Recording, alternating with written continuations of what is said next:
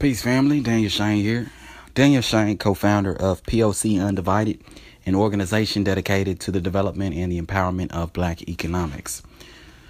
So with all that being said, let me go ahead and dive right into this video. If you guys are interested in learning about POC Undivided, go ahead and go to my last video, the reintroduction of POC Undivided, and we break all that down as far as what we're about, what we do, and it talks a little bit about me and it gives it a little story about me as well. All right, so with all that being said, let's dive right into the video. So the purpose of this video, we will be discussing the first pillar. Now, I didn't really go into the pillars in the reintroduction video, but I'm just going to give a brief description of what they are in this video. We have 4 pillars that we're going to be talking about for the most part on this channel. Yes, we will be talking about social issues and things like that occasionally, but for the most part, we're going to be discussing one of these 4 pillars because we want to keep this strictly about building Black wealth, strictly about resources, strictly about those sort of things.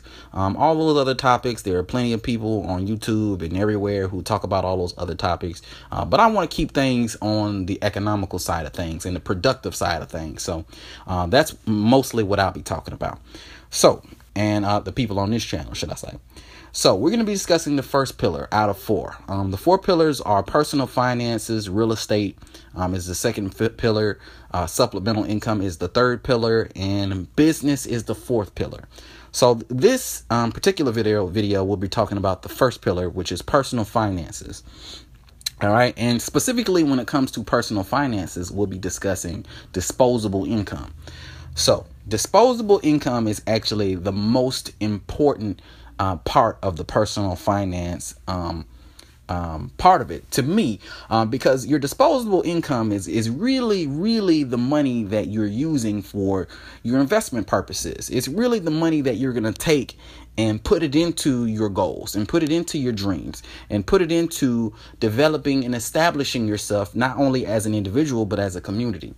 So disposable income is what we'll be talking about, how to identify it, how to calculate it, and also how to put it to good use. Okay.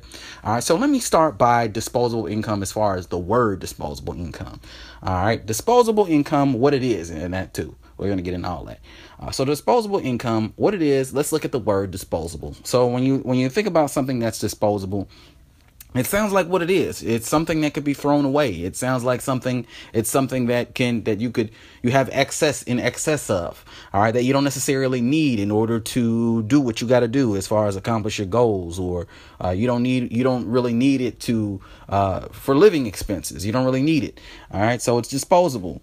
All right. And then the word income should be very familiar to you guys. It's pretty much what we go through this rat race for. Income, whatever you bring to the table. So income would be whatever you bring home from the job. If you have a business, whatever you get at the business. If you have whatever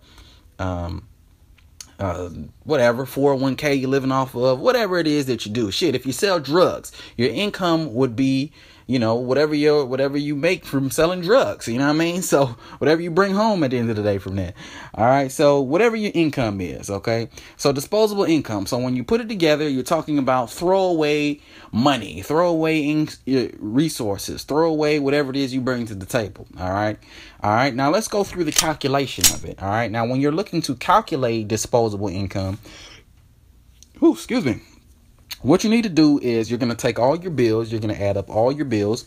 So everything that you pay for on a monthly basis, you may or may not be able to come up with an exact figure. If you can't, that's fine.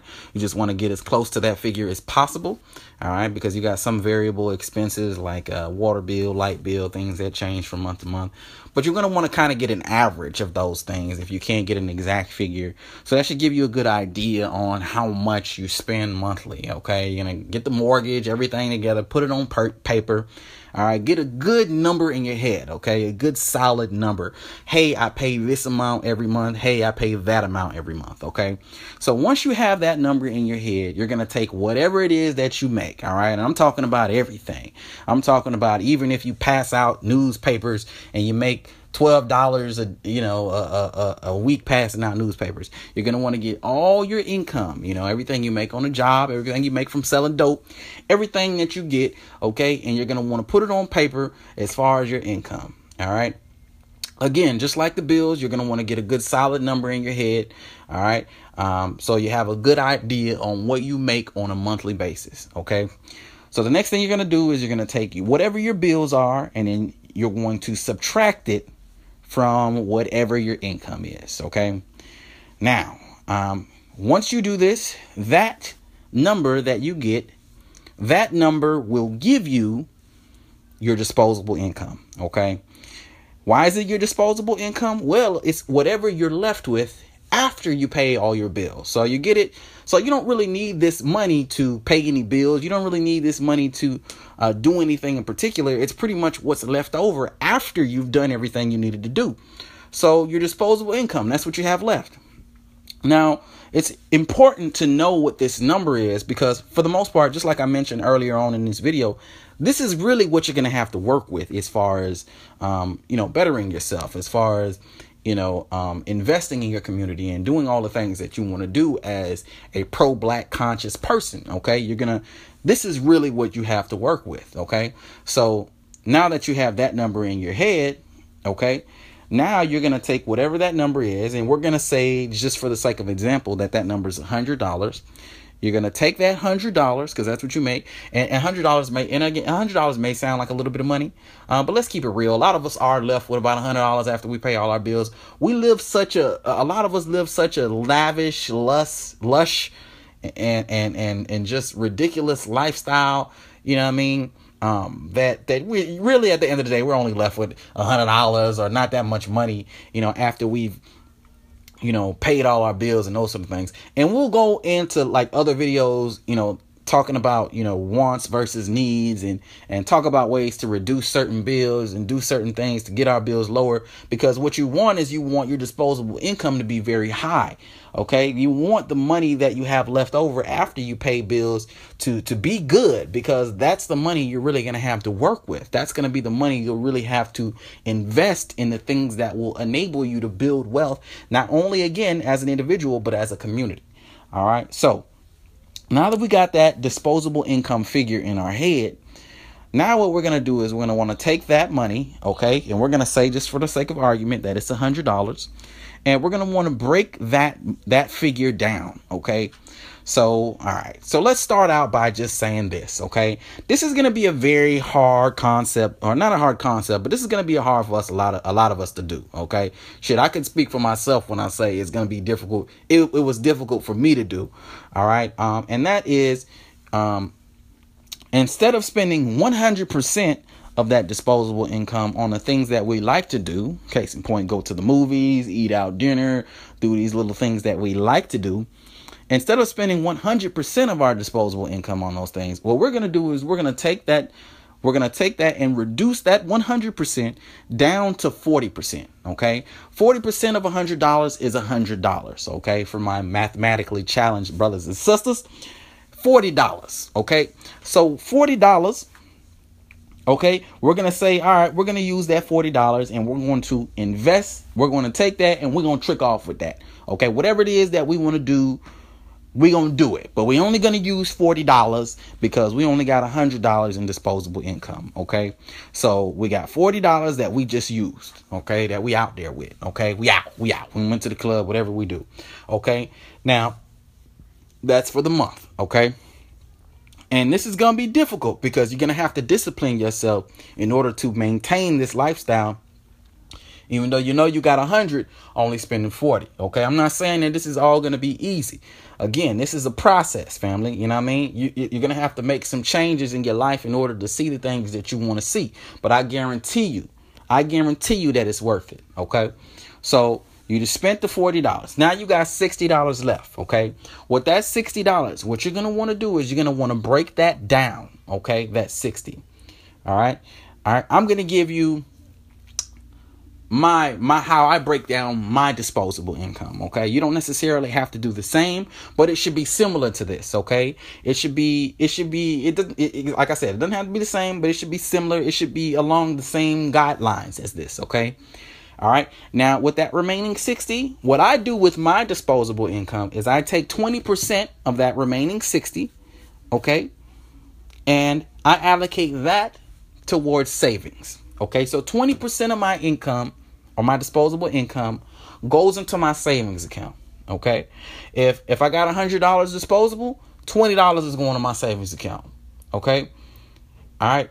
$20 immediately right off the bat. You kicking $20 into your savings account, because that savings account will come in handy if you ever find yourself in a situation where, you know, and let me just sidebar for a second when I say we want to have options, okay? We want to have fallback plans, contingency plans, just in case things don't work out. Because at the end of the day, no one knows what's going to happen. No one knows how it's going to happen. No one knows what anyone's going to do. We just don't. There's just too much we don't know.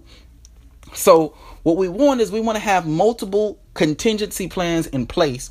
That way, if anything ever was to happen, well, you have this and this and this and this to fall back on. Okay. So back on point. You got $20 of your disposable income, or 20%. Okay. This isn't saying it should be 20% of your disposable income. So this isn't saying that if you got $20,000 in disposable income, you should only be putting $20 in your savings account. No, 20% of that $20,000. Okay. All right. So you got your 20,000. Wow, I'm off track. You got your $20 that you're putting into your savings account. Okay. All right. Now, off wrap. So now that $20 is there. Now you have $40 remaining. Okay. Now, a lot of people are going to find this next part of this to be difficult to do. All right. A lot of people are going to find a lot of this difficult to do, but a lot of people are going to find this difficult to do, but it's so very important. It's so important, family. Okay. So very important. Okay. So what you're going to want to do with this next part is, with the 10%, you're going to want to take 10% of the remaining 40%, and you're going to want to invest that into the consumption. And when I mean consumption, I mean the use or as a consumer to a black business. Now, it doesn't matter which black business. It doesn't matter what the product is. I really don't care. Okay. For the sake of this video, we can say it's anal cream or whatever. Okay. So if it's a black owned business that sells anal cream, okay, you take 10% and you buy the anal cream that you need for yourself. Okay. Or you buy, if a black owned business is selling skateboards, you buy a skateboard for yourself. Okay. Now this trade is very important. Okay. Now, why is it important? Well, it's important because it now circulates the dollar amongst the black community. Now, this shouldn't be, all right, a habit only portrayed or only carried out by the black consumers, but it should also be carried out by black businesses. All right. So these businesses that we're consuming from should also be on a regular basis consuming. All right. Consuming from black businesses or placing funds back into the black community. And they can do that in a multitude of different ways. Okay. Anyone that says they don't know how to do that, holla at your motherfucking boy. I'll get you right. Okay. So, all right. 10% is going to go into the consumption of black businesses. Okay. So now you're left with 30%. Okay. Now, what I do with my 30% may not necessarily be what you do with your 30%. But with my 30%, what I do is I cut that in half. All right. And depending on you, you can go about doing this in different ways. OK, if you're someone who's more conservative, you can take your conservative approach and you can invest that 15% into the stock market. OK, if you're conservative, you can buy conservative stock. You can buy commodities. You can buy gold. You can buy bonds, things that mature or that appreciate in value on average 10% annually. OK, now this isn't going to mean you won the lotto. You're not going to get money quick like this. OK, this isn't no get rich quick scheme. OK, but over time, this will build your wealth. OK. All right. This will build your wealth. Or, OK, if you want to see a quicker return on your dollar, you can go for a more aggressive approach and invest in other stocks. OK, and there are a lot of stocks that you can invest in that, you know, that kind of fluctuate in value. Now, those are more risky investments. All right. And you stand more of a chance to lose your investment by partaking in those endeavors. But I assure you, I assure you, family, that the investment in an aggressive style stock is still better than buying a goddamn lotto ticket. Okay? It's still a better investment than that. All right. So you take your lotto ticket money, and if you want a more aggressive approach, you want to see a bigger return. Okay, you go ahead and you put your money into more aggressive stocks. Okay, and there are plenty of companies out there like Fidelity and things like that that help you with getting, pointing you in the right direction on what are more conservative and what are more aggressive stocks if you need help with that. Also, you can email your boy DanielShane41@gmail.com, and I can go ahead and get with you on that too if you need help with that. All right. But moving right along. Okay. So you got that 15%. It's going towards the stock market. Okay. You have your last 15% also. And actually, hold on. Let me go back for 1 second. Also, too, if you're somebody like me and you kind of want to do a little of both, well, what you can do is you can divide up that 15%, 7.5, 7.5. Okay, you can take 7.5, put it towards a more aggressive approach, 7.5, and put it towards a more conservative approach. You can do that too. You know what I mean? However you want to manage that. Hey, it's your world. We just live in it. You feel me? So now that we done took care of that, let's go ahead and dive into that remaining 15%. Now, family, this remaining 15% is also very important. This would be the most important to yourself. In turn, also the most important to you as a community, or us as a community. All right. So this remaining 15%, what you're going to want to see from this remaining 15% is specifically for your goals. Okay? Specifically for your goals. Okay? I don't mean lending your mama $5. I don't mean doing this. I don't mean doing it. No. This money, this 15% of your disposable income goes towards your goal. Okay? So whether that be that you have a dream of being a world, having your own diving business, or whether it be painting a mural, it's going to be an investment in you as an individual, or you as a business, or you as a community. Now, what do I mean when I say that? You as a community. Well, obviously, you get what I mean when I say you as an individual and you as a business. That would mean you going into business for yourself, all right, and opening your own business, and this would be your startup for that.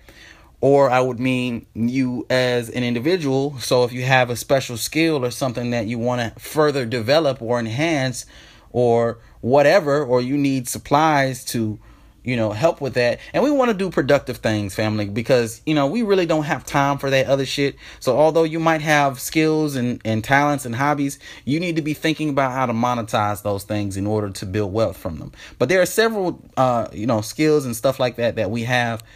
Or skills and stuff like that. Yeah, like that we have that we can monetize. Okay. Like my family out there that likes to draw, man, there's so much need out there for black cartoons, black comics, things along those lines. There's a huge, I don't know if there's a huge demand for it, but there's definitely a huge need for it. You get what I mean? So definitely things, that you could put to work there. Also, but yeah. I'm not going to go too much into that. I'll do another video about that at a later time. But in addition to you as an individual, you as a business, you as a community. All right. So if you see the family, if you see somebody out there, you know what I mean, doing business, handling business, and they're doing well for themselves. Okay. They're doing very well for themselves. Why won't you, as a conscious black person in society, purchase equity in that black business? Okay. Because by you purchasing equity, what you're doing is you're giving money to that black owned business for expansion purposes, for development purposes. Okay. Because it takes money to make money.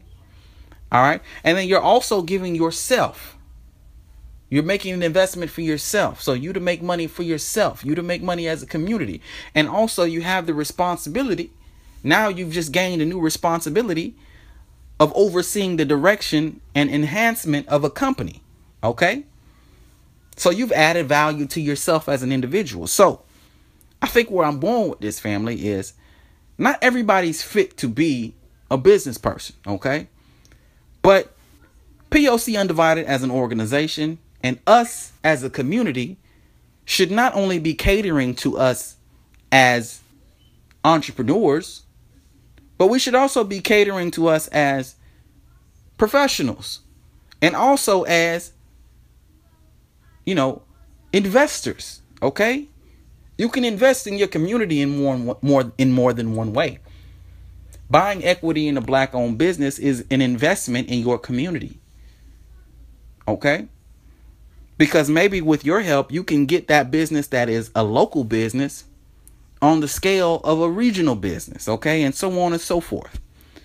And if you're a black-owned business and you're doing well and you see an investor, someone who's willing to buy equity in your company, that should be something you should take very seriously. Okay? We got to stop getting off the pride shit. We got to get off all the silly shit. Okay?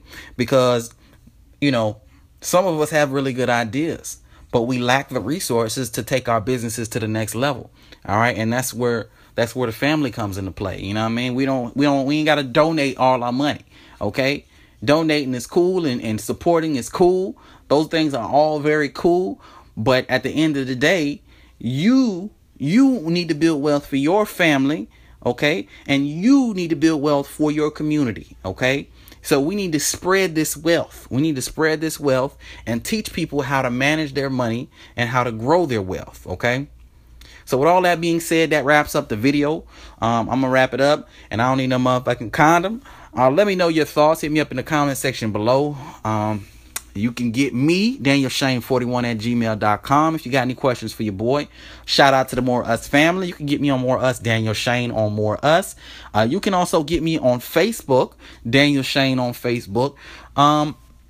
And also, if you're interested in the organization, you want to be involved, you want to lend your support, whatever it is, hit up POCUndivided@gmail.com for that. And you can also like us on Facebook. Everybody should do this. Like us on Facebook, POC Undivided on Facebook. All right. But that pretty much wraps it up. I will holler at you guys later. Peace.